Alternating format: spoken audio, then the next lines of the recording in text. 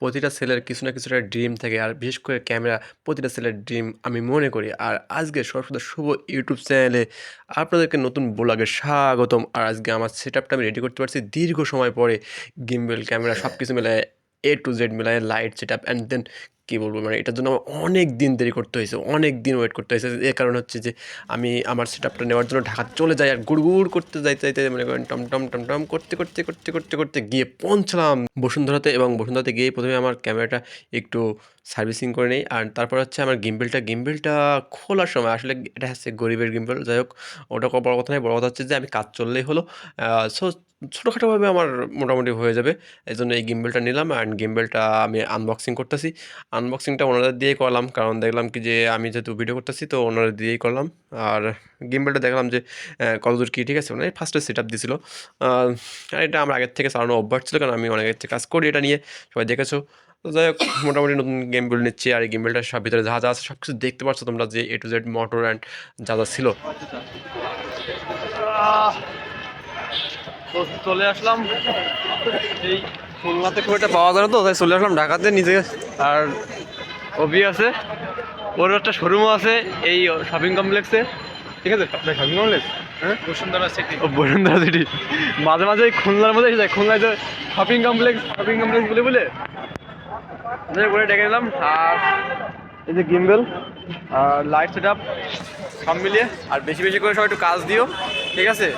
কারণ ওয়েডিংয়ে যারা কাজ দরকার, ঠিক আছে, যারা বিবাহ, ঠিক আছে, সব মিলিয়ে ফ্রেম বন্দি করতে চাও, আর সারাদিন না খাওয়া, কথা বেরোচ্ছে না মুখ দিয়ে, বেশি আর কথা বলবো না। সো আজকে পর্যন্ত, আর পরিবেশটা দেখালাম কেমন কি, ঠিক আছে? তো অভি আমাকে রিক্সাতে ছেড়ে দেয়, আর আমি রিক্সা নিয়ে যাচ্ছি এখন গুলিস্তানে। আর এখন আছে শাহবাগে জ্যাম ছিল, জ্যাম থাকার কারণে কিছুক্ষণ আমরা জ্যামে আটকে যাই, এখন ছেড়ে দিয়েছে। তো মোটামুটি আবার রিক্সা মামা চাওয়া শুরু করলো। আমরা এখন যাব গুলিস্তানের দিকে, কারণ গুলিস্তান থেকে আমি হচ্ছে টিকিট বুকিং করবো, সেখান থেকে আমি হচ্ছে খুলনাতে ব্যাক করবো। দেন এখানে কিন্তু বেশ দেখতেছিলাম সব কিছু মেট্রো রেল, আসলে মেট্রো রেলে ওঠা হয়নি, সামনে আগামীতে উঠবো, উঠে হয়তো একটা ভিডিও করতে পারবো, আশা করা যায়, ঠিক আছে?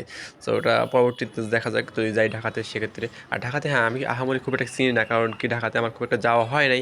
মাঝে মাঝে যখন কাজের ক্ষেত্রে যাওয়া হয় তখন ততটুক, এর বেশি আমি খুব একটা আহামরি চিনি না। যাই হোক, আশেপাশে খালি দেখতেছি রিক্সায় বসে বসে, এবং দেখি মানে খুব সুন্দর সুন্দর ফুলের দোকান। আর যে জায়গা যা দেখছি মোটামুটি ভিডিওতে দেখার চেষ্টা করছি, অনেকগুলো চিনি না, জানি না, সে কারণে ধরতে পারি না এই ভিডিওতে। তবে মোটামুটি দেখানোর চেষ্টা করছি যতটুকু মানে আমার চোখের সামনে পাচ্ছে। সবথেকে বড় কথা হচ্ছে যে মেট্রো রেলে ওঠা এসেছিলো, উঠতে পারলাম না, এটা দুঃখজনক ঘটনা। কারণ হচ্ছে সেভাবে টাইম দিয়ে থাকতে পারি নাই কখনো। দেখা যাচ্ছে যে যেদিন যাই সেদিন চলে আসি, বা অন্য কোথাও থাকা হয়, তারপরে সেখান থেকে আবার ব্যাক করা হয়। আর দেখা যাচ্ছে যে কী বলবো, অনেক সুন্দর লাগতেছিলো রিক্সায় ঘুরতে।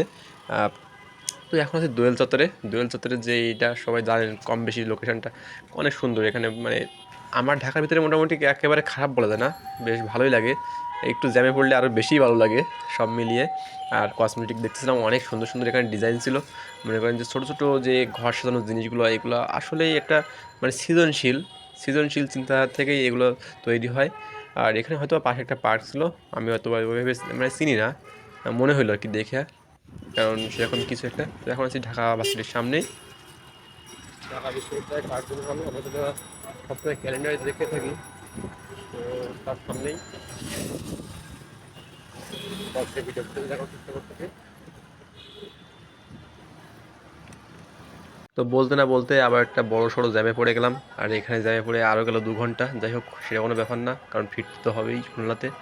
আর এটা হচ্ছে মেবি সুপ্রিম কোর্টের সামনেই। আর হ্যাঁ, নিজের ফেসটা একটু দেখাই, ফেসটাতে আসলে একটু স্মুথ করে গুলুগুলু বানিয়ে নিলাম, কারণ কি সারাদিন না খাওয়া, মুখটা পুরো একদম থোবড়া মার্কা মেরে গেছিলো। যাই হোক, মোটামুটি জ্যামটা ছাড়িয়ে গেলো, আবারও চলে আসলাম রোড বাই রোড। দেখতে দেখতে কিন্তু আমরা প্রায় চলে এসেছি গুলিস্তানের কাছাকাছি। আর গুলিস্তান থেকে আমার টিকিটটা বুকিং করে যেতে হবেই খুলনাতে। আর এই যে পাশেই কিন্তু ছোটোখাটো জ্যাম পড়ে থাকে, ঠিক আছে? ঢাকা শহরে এটা একটা মনে করেন যে ট্রেন্ডিং পয়েন্টে আছে জ্যামটা। যাই হোক, এটা কোনো ব্যাপার না, এরকম থাকবে, রোডগুলো বড় বড় আছে, সমস্যা না। জ্যামে পড়লে মনে করেন জ্যাম ছাড়াই যাবে, তার জন্য ট্রাফিক পুলিশ আছে। যাই হোক, এত চিন্তা করে লাভ নাই, চলে আসলাম সব সর্বশেষ গুলিস্তানে আসার পরে টিকিট কাটলাম। অ্যান্ড এমন টিকিট কাটছি ভাই, পুরাই এসি বাস, ঠান্ডার মাঝখানে শীত, তার মাঝখানে আবার এসি বাস। যাই হোক, বুঝতে পারিনি, তার আগে কিছু টিকিট কেটে উঠে গেলাম। সো আজকের মতো ভিডিওটা টাটা, সবাই ভালো থাকবেন, সুস্থ থাকবেন।